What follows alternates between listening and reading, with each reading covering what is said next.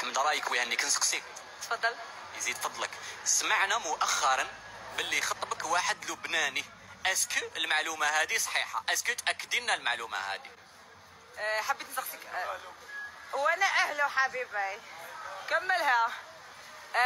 المعلومه من جبتها؟ كاين عندي مصادر موثوقه. هنا خلعتني. هو رجل اعمال من لبنان.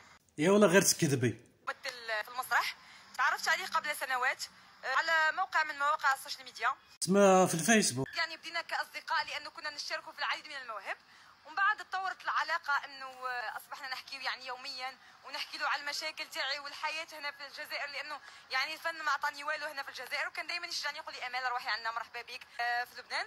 معليش كون رحتي. هو وانا تصرى عفسه رسميه، بروبوز عليا يحكي مع بابا الوالد تاعي. هضر مع باباك في الفيسبوك مالو. يعني هو واهله وحكاو مع الوالد تاعي قبل رمضان، ولكن بحكم انه عنده عمل ما قدرش يجي، اقترح على الوالد تاعي انه نديروا خطوبه يعني عن بعد بالكاميرا. خطوبه بالكاميرا؟ ما فهمتش. ولكن الوالد تاعي رفض، قال له يعني انا ما نقدرش ندير خطوبه عن بعد حتى يكون اي والله العظيم غير تكذبي. مباشره. اسونسيال، انا لبنان نحبها بزاف، وعلى بالكم باللي دائما نحكي لبناني مصري، ووجهتي ان شاء الله مصر ولبنان. شوفوا الحبس هذا اللي قالها نصور معاك.